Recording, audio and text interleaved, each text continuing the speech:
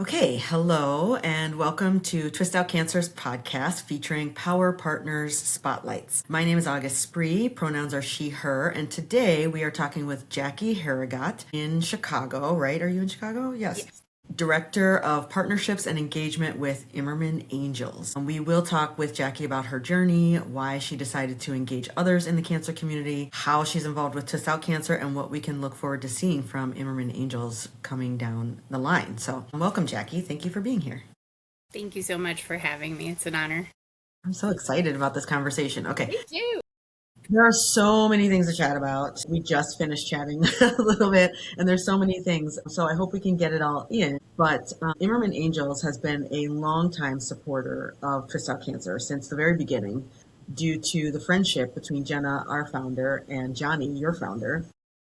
But I do want to start with your story. Can you start by just giving us a brief overview of your own experience with cancer, which I know is multifaceted and you have multiple roles within that? I'm just going to open the floor for you to kind of chat about that. Appreciate that. Yes, so I started with Imerman Angels back in 2012. And at that point, I had already had the experience of losing my grandmother, grandfather, uncle, aunt, and closest to me, my mom. And so before I learned about Imerman Angels, I still knew about cancer, but I knew it very differently. I knew it as diagnosis and then loss. So coming to Imerman Angels and seeing, as you mentioned, our founder, Johnny Imerman, I mean, if you ever get an opportunity to see or hear from him, look him up. He is this light, this energy that is just unbelievable, right? So Yes. I'm basically not knowing there's a thing called a survivor at this point, and then I get introduced to him. And so it was instant inspiration and hope for me because while I'm not a medical professional, I'm not also, totally ignorant to the idea of this trajectory of cancer diagnoses in my family and feeling like it's going to come my way at some point, right? And so just knowing the history that had been in my family, honestly, I didn't feel too positive about what future could look like for me personally. But seeing him and knowing what he faced, like that was instant inspiration and hope for me just to start, and then learning about the mission, which I'm sure we'll get into, but like then helped me even more. So, yeah. So that was the start of my experience before IA. Yeah, several family members, including your mom. And then you're also a survivor, correct? Yeah, so fast forward, that was 2012 when I had joined IA. And then in 2019, my sister got diagnosed with stage 4 breast cancer. And because the world wasn't already chaotic enough in 2020, literally as I was cold capping my sister with her diagnosis, a dermatologist called me and let me know that I had skin cancer. Yeah, all at the same time. And then when my sister got diagnosed, we went in and had genetic testing because at that point this was a thing to know about, right? And so I was insistent that we go the day after she was diagnosed and get genetic testing. And we did that. And she came up with what's called a VUS, a variant of insignificance, which means there's something there, but they're not exactly sure what it is. There's research coming in. So anyway, that was 2019. And then 2022, they came back and said, well, actually, it's Lynch syndrome. So then we found out we have Lynch syndrome in the family, which explained all of these diagnoses. Can you, what does that mean for those? So Lynch syndrome is a genetic mutation that increases people's risks for cancer. And there are a multitude of cancers that people can get diagnosed for. Being a previvor of a diagnosis is a way of kind of getting your screenings and your care prophylactic procedures done most likely at an earlier age than other people. Because it is in your family. So there's a whole thing that's called cascade testing. So when a family member gets diagnosed with a genetic mutation, the family members can then go and have cascade testing, which really is looking out for that same mutation and just getting kind of a leg up on the preventative Mhm. opportunities and screenings for them. So yeah, so we do have Lynch in the family, so that's just one of the many mutations that are out there. But Lynch syndrome is the most common mutation. And I know a lot of people hear about BRCA, that is also a genetic mutation, right? BRCA. But not as many people are hearing about Lynch, even though it's more common. It's one in every 279 people get that diagnosis. Oh, I didn't know those were the numbers. Yeah, Wow. so I try to tell people about it because it has made an impact already on the family of knowing this, right? And so I want to make sure that people are in the know, that Mhm. they're aware of it so that they can look out for this. Sure. Okay, and I want to touch back on that because you're talking about a people group called previvors that we get a lot of questions about too. People are like, "What is that?" And I know that's something Imerman Angels, that's a challenge Imerman Angels has, is to really connect with that group of individuals. But before we do that, can you like give the elevator speech about Imerman Angels for those who aren't familiar with your organization and what it is you do? So, our mission at Imerman Angels is really to provide comfort and understanding for all cancer fighters, survivors, previvors, and caregivers of any type of cancer anywhere in the world so that they can talk to one person who truly understands what they're going through because they've been through it themselves. And so we fill that empathy gap. Well, you can have your medical professionals around you telling you about the treatments and what that might look like. To have somebody that's already gone through it, to shed that light, right? To be that cancer confidant that no one else is going to understand these little details or to be able to provide you with this type of support unless they've gone through it. That is our honor. So we are doing that with nearly 17,000 mentor angels. So Amazing. these are the volunteers that give back. Thank you, thank you. And they're really helping, do this kind of work. And without them, we couldn't continue to support over 146 cancer types, all the genetic mutations that lead to cancer, and as I mentioned, the caregivers as well, Mhm. in 123 countries, completely for free, one on one. This is amazing. And this is why you're one of our, like, your partnership with Twist Out Cancer is so precious because you're doing matching one on one with someone who's been through the same experience. And our Brushes with Cancer program, our primary program, matches also people, including caregivers, previvors, as well as survivors. But we're matching them with artists, so that they have someone whose whole job is to listen to their story and turn it into something beautiful. And so it's really a natural partnership for us to have. And I know that you went through the brushes. Do you want to talk a little bit about that? Like that was quite a while ago. Yeah. Yes, yes. So, at Imerman Angels, we have people calling all the time, right? And they're telling us their darkest days, right? And being with Imerman, it's going to be 14 years in September somehow. I don't even understand. But, It's amazing. after hearing all those stories so many times and not really talking about my story so much, in 2021, and always, by the way, always promoting y'all. Like I had I already know. gone to your events and sent people your way, and I'm like, this is like typical caregiver fashion, like take care of everybody else, forget about you, right? Like that was very common for me.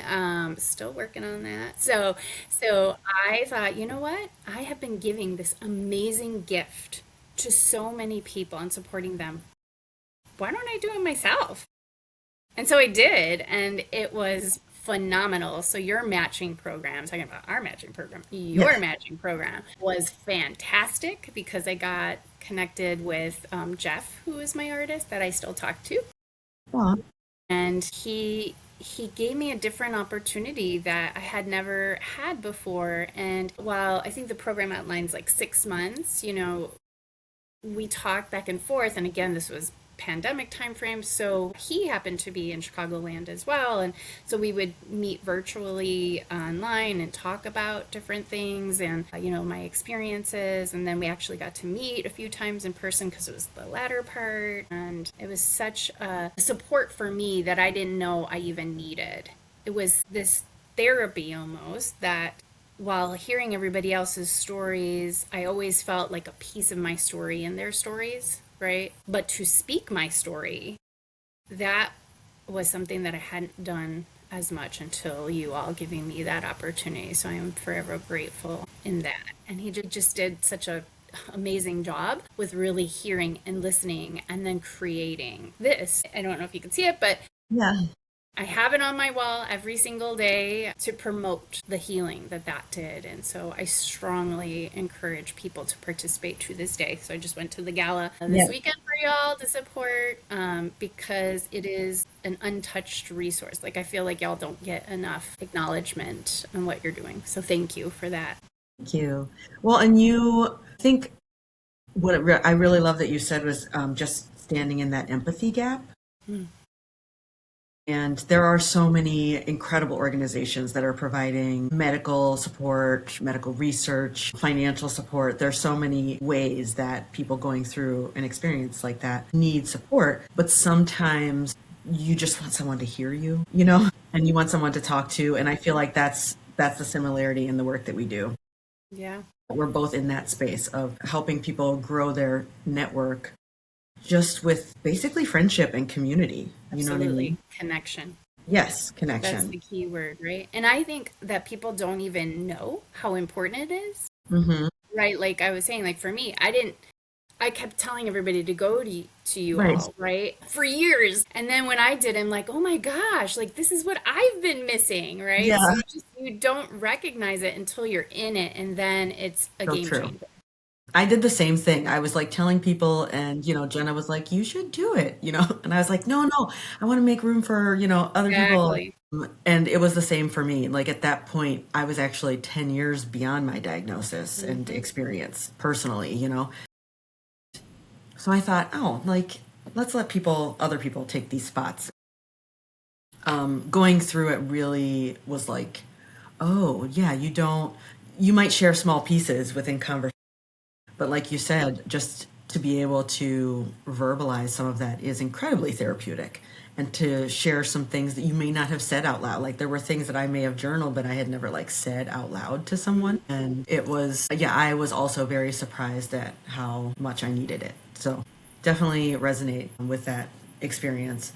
And then so now we're going to connect back to the Previver title, and you're saying that you are experiencing, you're talking about what that means, which is a question we get a lot as well. Like, what does that mean? But do you want to talk about some of the like challenges and how you're trying to incorporate more Previvers into your community Yeah, absolutely. and So caregivers? when Imerman Angels first started, Johnny Imerman, two-time testicular cancer survivor at age 26, he, literally started the organization out of his BlackBerry. I know. So No. 1 year anniversary this year, aged us, right? So he went room to room and he was asking the patient in the bed, like, tell me more about your experience. Would you want to connect with someone, based off of what your diagnosis is? And so it was very, breast cancer, testicular, all the different types of cancer. And that was basically the connection. It was the diagnosis. And then he moved forward and in 2012 got, he hates when I say this, so I'll say the organization, but we know what that means, got nominated as a CNN hero, and launched us into this global status. And that's where the caregivers were coming out, and saying, like, what about me? Mhm. And I was also one of those, like, what about me? Yeah. Because I had gone through all those losses and then saw Johnny and then started meeting other survivors. And I was like, man, like I really could use this too.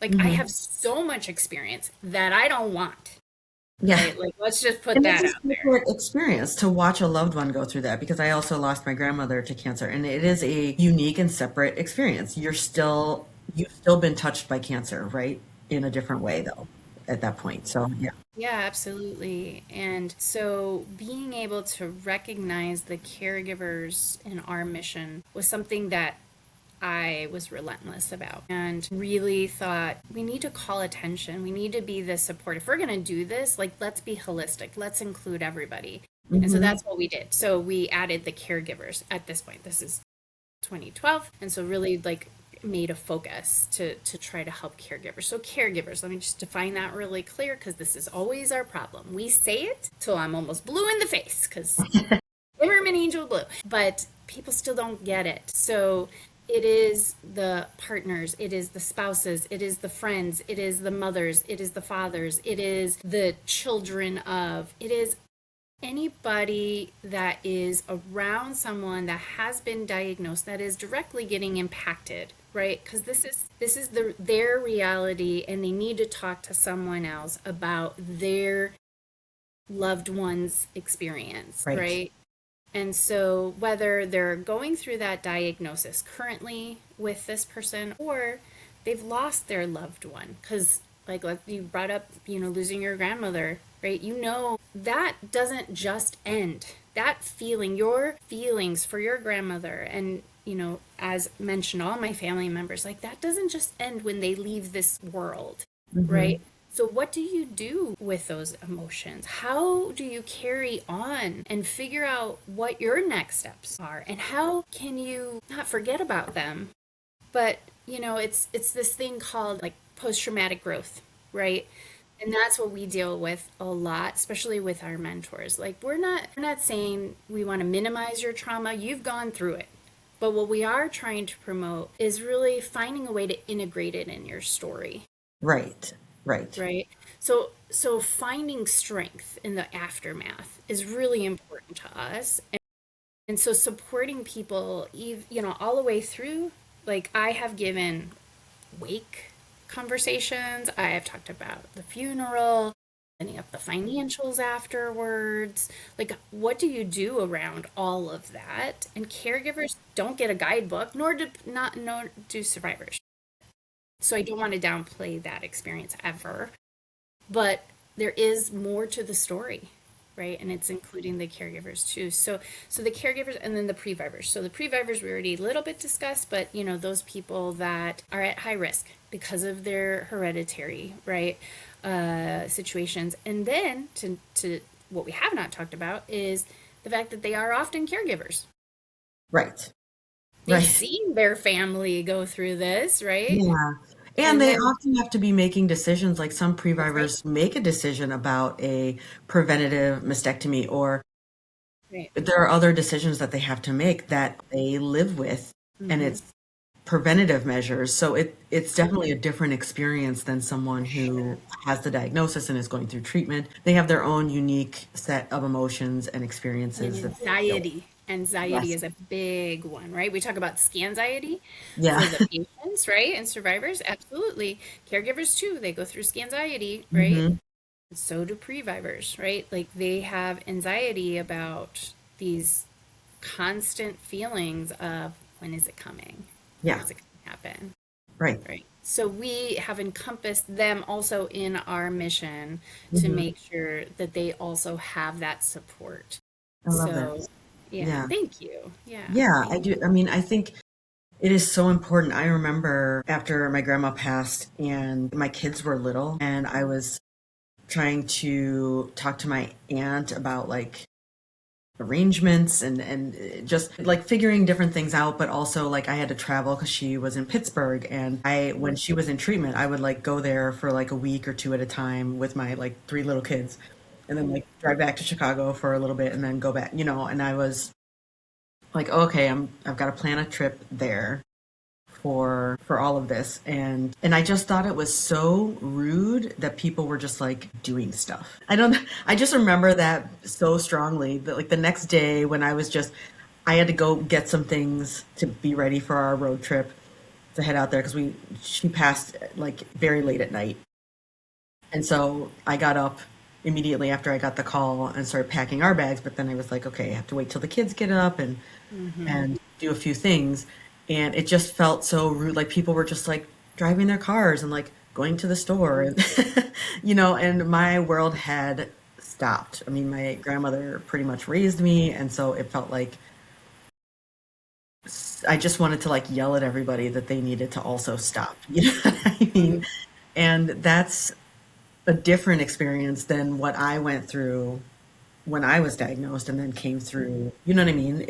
Absolutely. I told my dermatologist I don't have time for this. She legit Yeah. told me I had cancer on the phone as I'm cold capping, and I'm like, I don't have time for this. Oh my gosh. That Yeah. didn't go over too well, but I'm saying, like, I get it, right? It's a Right. completely different It's a feeling. different set of experiences that happen with each role, even if it's the same. Exactly. You know? Absolutely. So I love that Imerman Angels gives that opportunity. Like you can be matched with someone who has also gone through that piece. The beauty too is like you become the better person because Yeah. you have your outlet, Yes. right? Like there's this theme which I really need to remember, but it's like the circle of not trust, but it's a circle of pouring out, right? Yeah. So, you know, making sure that you're not overwhelming anyone and, you know, you as a caregiver, sure, you can share some of your emotions and thoughts with the patient. As a patient, sure, you can share some of this with your caregiver. But if you have someone that is parallel with you, that really helps you share in a deeper sense Hmm. of the reality that you're feeling at that time and Yeah. allows you to make a little bit more sense of it. And Yeah. also like simple, like you know you're not alone. Yes. You know you're not the only one that thought that, right? I mean, as we say, share, connect, heal. Like it just boils Absolutely. down to that. But that's also true in general of society. You know, there's a lot going on, and it doesn't matter where anyone falls. If you're able to connect with other people, we need community now more than ever in Mm.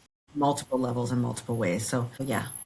Yeah, Okay. there's a study that just got published in 2024 by the National Cancer Comprehensive Network. So crazy, you're gonna love this. So they surveyed survivors, and out of those survivors, they found out like those people that rated higher on the loneliness scale Hmm. actually had a 67% higher mortality rate.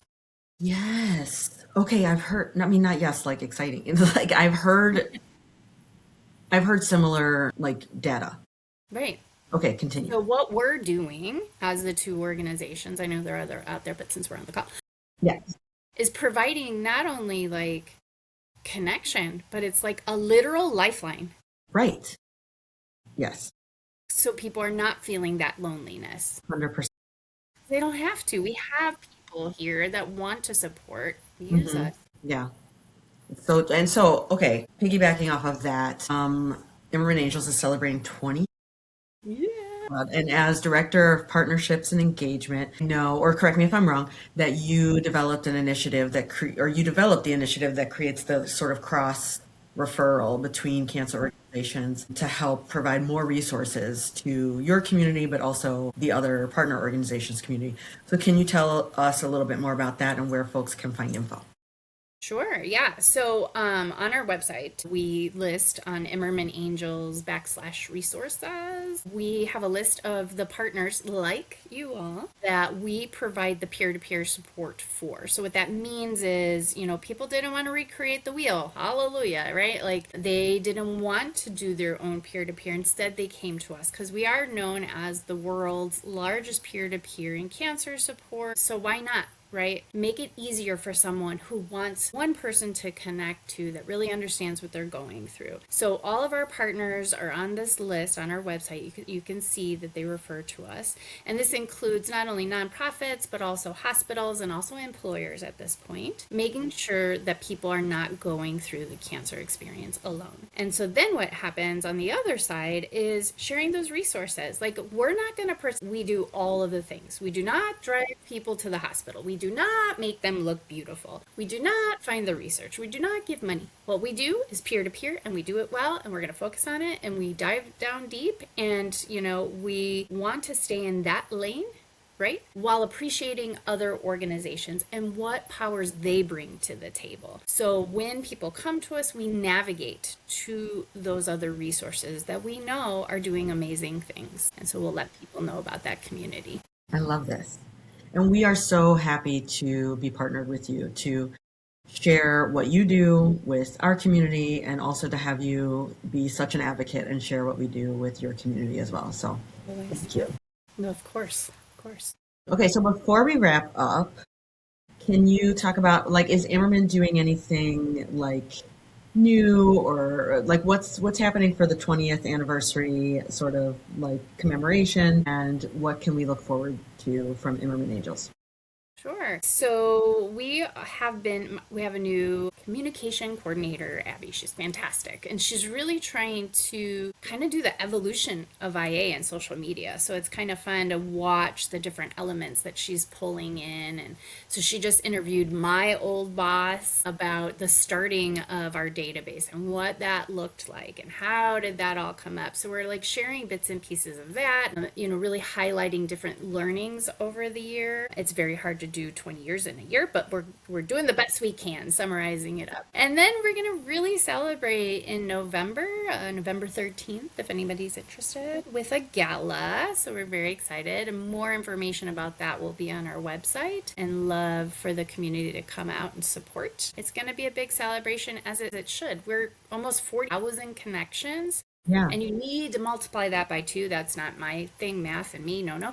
But you can figure it out. But that's connecting, so 47,000 people looking for support with a mentor. Hmm. That's a huge number. And we want to Yeah. celebrate it, right? And honor it. So, yeah, so that's kind of our big news of the year. Okay, and then like offline we'll have to talk about details because, I love event details. But so excited for you and Johnny and everyone who's involved in making all of these connections happen. And if people want to find out more, generally they can go to immermanangels.org, right? And Immerman is spelled for those who aren't watching. If you can't see the label on the screen, it's spelled Imerman. So it's just one after the I. It's immermanangels.org.